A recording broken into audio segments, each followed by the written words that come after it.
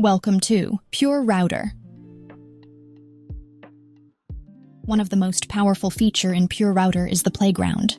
This is where you can test and compare multiple models side by side. First, select which models you want to include using the Select Model button.